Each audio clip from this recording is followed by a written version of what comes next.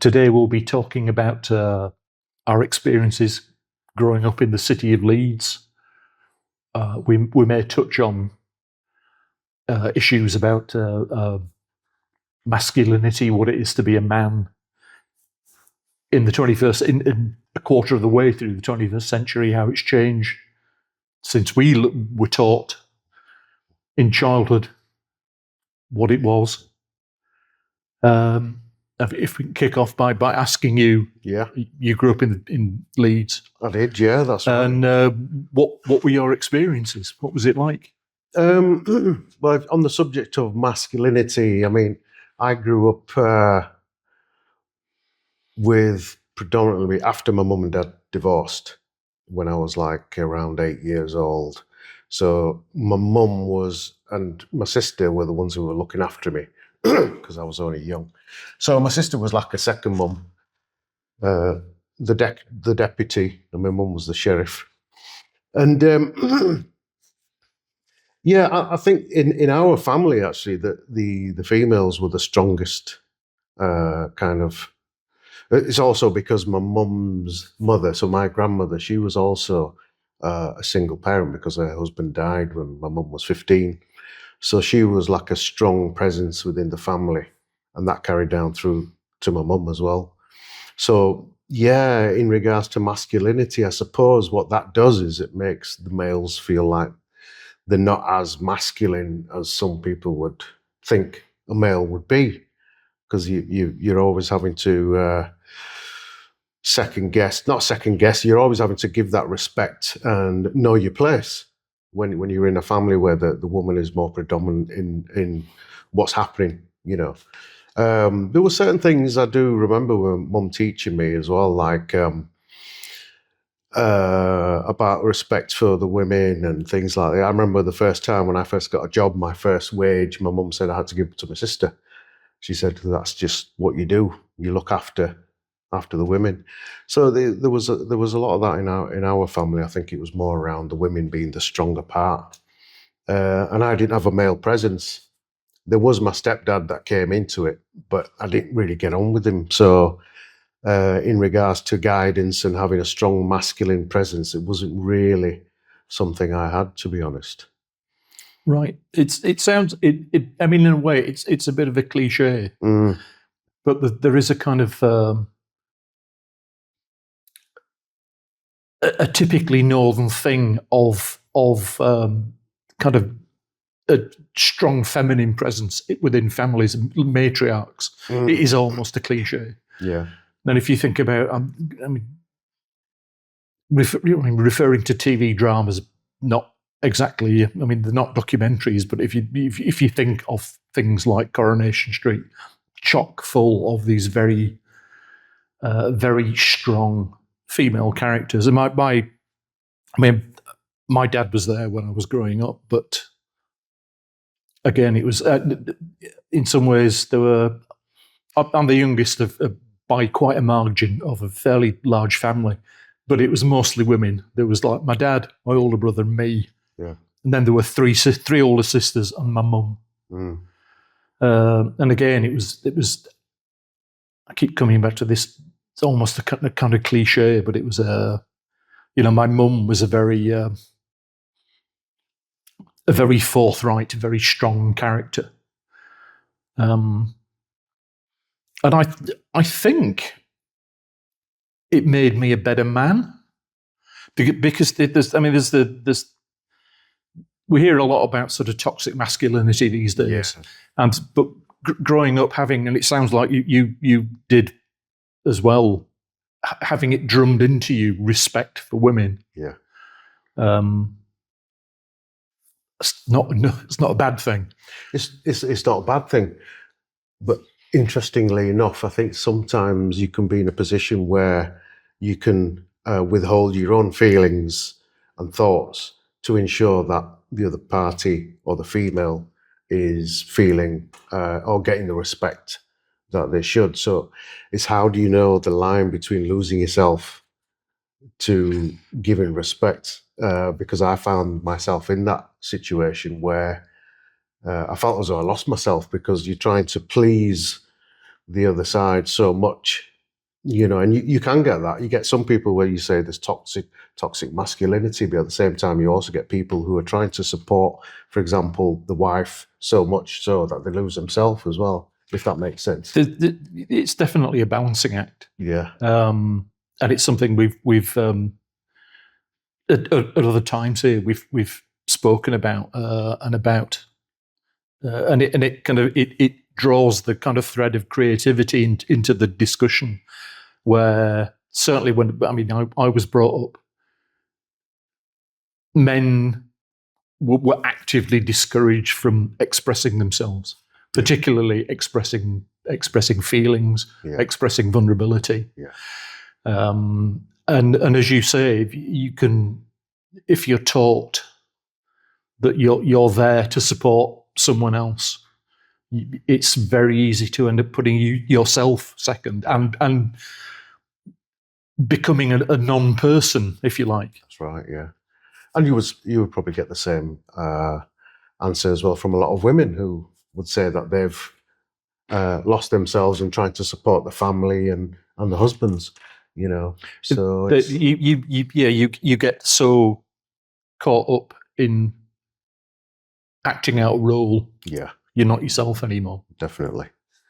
Yeah, that's definite. I mean, there wasn't any kind of like I say, in regards to role modeling and having both parents. I didn't really have a real kind of example of that. Even though I had a stepdad, it still wasn't to me like I don't know, a natural kind of flow, because when you've got your dad, he can say whatever he wants to you, but when you've got a stepdad and he says something to you, there's always going to be that barrier that, well, I mean, I'd never say you're not my dad, but in your mind, it's never the natural kind of... Yeah, but the reality was he wasn't your dad. Yeah, and I think I picked up a few kind of behaviours through different males who were in my life. So whether it was my girlfriend's father, so I'd pick up a few things from there, as role models, and my stepdad, even though he had, he had some good aspects and bad aspects. I probably picked up some of those, and then my dad as well, who I did see now and then growing up. So it's a mishmash of whatever you can put together, And I think the role models are very important, aren't they, really, when you're growing up, because you've got to follow something. You've got to follow people when the kids grow up. That I think that they try to emulate the parents in some sense, until they get to that age where they think, hang on a second, you're not really the kind of person I thought you were when I was a kid. I'm going totally against what you're saying now. I understand music's played quite a big role in your development, your growth. Could you tell us something about that? Definitely, yeah. I mean, I've always liked music. When we were younger, obviously, Top of the Pops and the radio used to do the things that all kids used to do. You'd put your tape in and try to wait for the DJ to stop talking and record it, and then try to clip it off before he starts talking again. Growing up, it was just, there was no specific kind of music I was really into. I just remember at the time, Brotherhood of Man and all that kind of stuff growing up, But when I really sort of it was a bit bittersweet, to be honest. When I got older and really started getting into music, I really liked ska music, right? But the reason I say it's bittersweet was because at the time, there were some individuals who used that music for their own kind of, how can I say, their own beliefs in, we're talking about skinheads and things like that, the National Front during that time. So that's why it was bittersweet. And it was like I liked it, but at the same time, it had an association with these skinheads, because there were a few occasions when I was growing up where I lived in an area where, I mean, now it's full of Asian people. Back then it wasn't. I remember getting shot at with air rifles, and actually once getting dragged into a garage where there were all these skins, and they were sort of trying to decide what they were going to do to me. Luckily, this girl took pity on me, and she sort of ushered me to the side, put herself in the way of these individuals, and opened the garage and said, "Just run," which I did, and I've got her to thank really. Don't know who she was.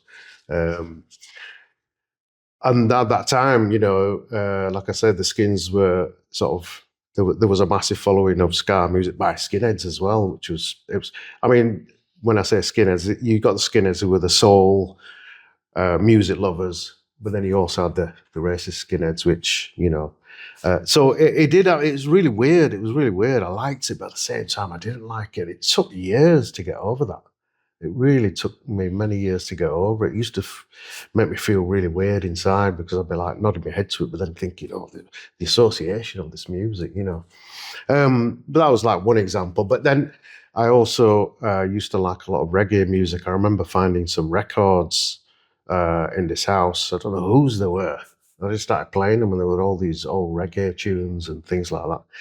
And then as I got into my later years, I moved into an area which was predominantly West Indian community. And it was just off Shepherd's Lane, Spencer Place. And at that time, there used to be, do you know the blues clubs? Have you heard of the blues clubs? Yeah. So the after hours, people would make these clubs in the houses and what have you. And I was only young, so I didn't obviously frequent those places at that time. But I'd been in my bedroom, I could hear the bass and everything going, the tunes and stuff.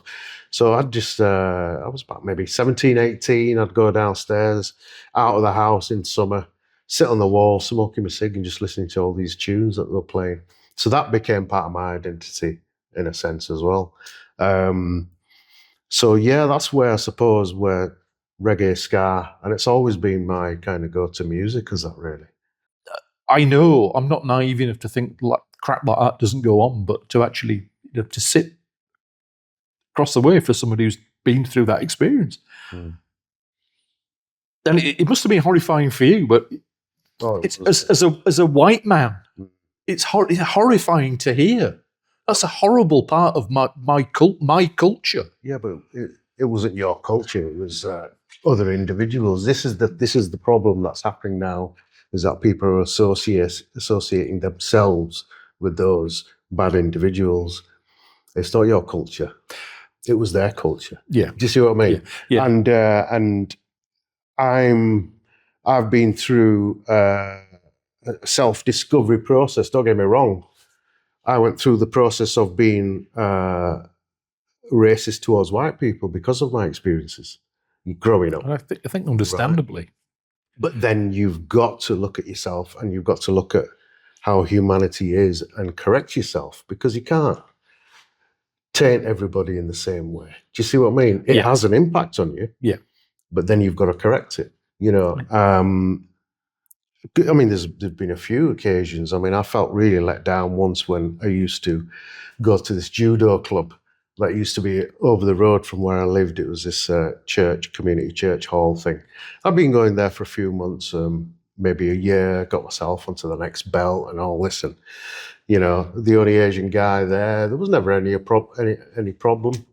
And then I remember going to the toilet. So the hall had these clear glass doors, and then you'd go to the toilet. So I went to the toilets, came back through, and there were a couple of skins that had come through and seen me, and they were like, what are you doing in our country, sort of thing, and I was going, well, I'm born here, spitting on me and stuff.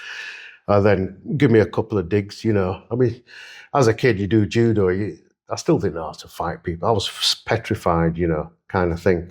And then they walked out, and then I looked around, and people were looking from the judo club, all the teachers and the people there. No one said a word. So I went in, grabbed my bag, and I walked out. And then for years, my mum used to have a go at me saying, no, that's just you. You start something and you never finish it. And I was too embarrassed to tell her why I'd left that club. And it took me about 10 years before I actually got around to telling her, Other examples, I mean, again, it's just giving you examples of the sort of things that people go through. I went to a primary school, Dorset Primary School. And so as far as I knew, my parents said, look, eat whatever you want, but don't have any meat that isn't halal, because that's what we do. We eat halal meat. And pork is off. We don't have pork. That's just completely whatever. Go to school, get to lunchtime, oh, I don't want any meat, thanks. Well, why not? And I called the teacher over. Do you eat meat at home? Yeah. They start shouting at me. Why are you eating? What's wrong with this meat? So then they put the meat on and I had to eat it. And I was in tears and this teacher's shouting and I'm like almost throwing up because, and that went on. And I just got too afraid to say no. And I had to eat this food, which, and I daredn't say anything when I got home. I just felt too embarrassed and I felt as though I'd be seen as an idiot or being too weak and stuff like that. There's just so many different experiences, but you can't then say, like you were saying, it's my culture or whatever. It's just certain individuals. Now, those kinds of behaviours and thoughts in people it was rife in those days, 70s, 80s, So we grew up with it. Parents used to say, Mum used to say to me, you need to be able to speak your own language, because I could never really speak my own language. When you say my own language, I mean my mother tongue. I was never fluent. What would that be? So mother tongue from my parents was Punjabi. I wasn't very good or very fluent. Mum used to say, you need to learn. I said, why do I need to learn that? She goes, well, if you ever get kicked out, she goes, there could be a day when you get kicked out. And I was going, oh, it's not going to happen. That's not going to happen, Mum, And they always used to say, you never know, you never know. So I never really learned it. I mean, I can get by, But those were the kind of thoughts we had. We didn't really feel British because we felt as though you're always going to be. Something could be around the corner and stuff.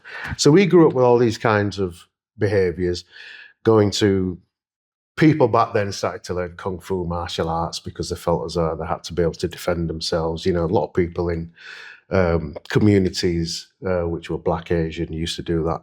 And we used to love watching Bruce Lee and Jackie Chan and all that kind of stuff growing up. And then years go on, and I get married to somebody who's white English, okay? And we have children, dual heritage children, bring them up. And even though I had my experiences, I didn't want to affect their growing up, so I did not put my own experiences onto what happened, because I want them to be able to grow in their own kind of their own individuality and not be influenced by my experiences. Some people can go, oh, these people are like this or those people are like that.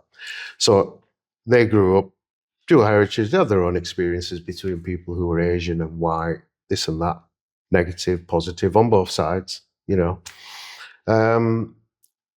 the thing is, now that the political kind of climate is changing and it's starting to go back to how it was, people openly being able to say what they want. I was wanting to ask you about that. So the fear isn't for me, because I've grown up in it. Tomorrow I can be back, ready, knowing it's not alien to me. But for those individuals who grew up 90s, 2000, where things were just actually all right, to be honest, they weren't as bad, It's now reverting back to it. And I feel so sorry for those people who grew up feeling British, feeling their identity was here. And now people are starting to target. There's a very real danger of having the rug pulled out completely from under them. Because they're the ones I feel sorry for. Yeah. I'll always be able to just revert back to it because we grew up with it. Yeah. It alarms me as somebody of white British heritage walking through the estate I live on and seeing the George Cross hung from lampposts, and it's it's like something out of Nazi Germany. Yeah, I mean, so I can't even imagine what's somebody of a different ethnic background must feel about that. Yeah, the Union Jack was always because like I said, growing up, National Front, they used to give out the papers, if you remember Albion Street by that fountain, and the Union Jack was always a symbol of fascism, to me, because that's how it was portrayed. And then it always remained like that. So it was always, because it was always used that way. It was never inclusive. It was never shown to say, you are part of this. Apart from if you ever remember the Olympics that we had, and it was in UK, and we had like all the different people who were like getting the goals, and you know, Mo Farah and all this, and suddenly these people were included. You know, we're British and we're getting the gold medals and the flag and all this, and it was like, wow, I really feel British now. We've got these people. Mo Farah is also British. We've got the Union Jack, and it was like, this is fantastic. Really great feeling at that time, you know. But unfortunately, it's being used again. You know, we say that, you know, St George's flag and things like that. It does. It's a bit strange. You know, you'll go to certain neighbourhoods and you see the flags, and you sort of straight away your mind is going, right. I just need to be a little bit careful here. You know. And I have to remind myself. I mean, you raised the point yourself. It's not everybody. It's just. I hope, and perhaps I'm being unrealistically optimistic, but it's just a handful of people. That's right, and it is just a handful of people. But interestingly, it seems scary because it's those handful of people. I don't. It could be the handful of people that might be extreme in their views, in, you know, fascism or racism, but you'll also have the majority that are starting to be swayed towards certain thoughts, and you know, because immigration and all this kind of stuff is just getting thrown out in the media, you know, and when people are doing things, why are they doing this? Why have they do that? You know, people from all different types of cultures have different behaviours, but as soon as you start to twist it to make it look negative, you know, you'll be fulfilling a certain role without even knowing that. People are going to be thinking, he must be like that because he's just done this. And again, it just the whole mindset. Well, I don't understand the mindset, but kind of for me, you know, an essential part of Britishness was the corner shop that was run by a Pakistani family, or the the Bangladeshi kebab house on the corner, and that always felt. I mean, it's a kind of, it's a sort of a reflection of empire, which was not a good thing because we went around the world like the school bully. Mm-hmm. But you know, we became a melting pot, and to me, that's an inherent part of Britishness. Mm. And I think what alarms me about you talked about the Union Jack, the Union flag, but the George Cross, it's like that's not British, that's English. It's like we don't even want anything to do with the Scots and the Welsh. Oh yeah, I mean you'll get. There's always going to be something in it. You're either going to be disliked because you're Scottish, Irish, Welsh, or ginger. You know, there's always something, isn't there? And in-house, people are always going to have that kind of segregation. You've probably got it amongst, you know, there'll be people amongst in my ethnicity and community that'll say, oh well, we're Punjabi and those people are different and we're not. You know. There's always going to be some kind of segregation, but it shouldn't get into the way where it starts affecting the way people actually have a hatred, or, you know, before I was under the understanding, the understanding was that when the working class people who were struggling, finding it hard, I mean, my parents were working class, my dad used to work in a foundry and all that kind of stuff, and things aren't easy.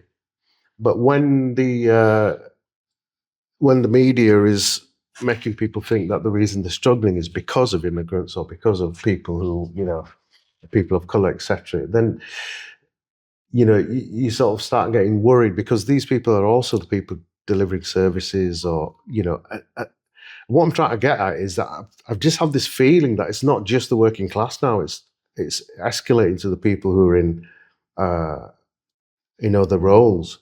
It makes you wonder, you start questioning, you know, is this happening because of my name? Is this happening because, you know, where, for example, I don't know, you know, you could be a doctor or somebody who has an influence over what happens to you, or a referral or whatever, because, you know, people in power. Do you see what I mean? Yeah. I don't know if I'm making sense, but you never used to question it as much before. I always used to sort of put it down to, oh, that person's having a bad day. It's got nothing to do with anything else. Whereas now, because of all this, the current climate, you start thinking, is it because of my name? Is there an agenda there? Yeah, is there an agenda there? And I hate having to think like that, really. And which is why I always try to be friendly with everyone, even if I know someone's been a complete arsehole to me. I will still try to, I remember my mum saying, every one of us is an ambassador of our culture or our religion or whatever. So try to, overcome, don't react in that same way.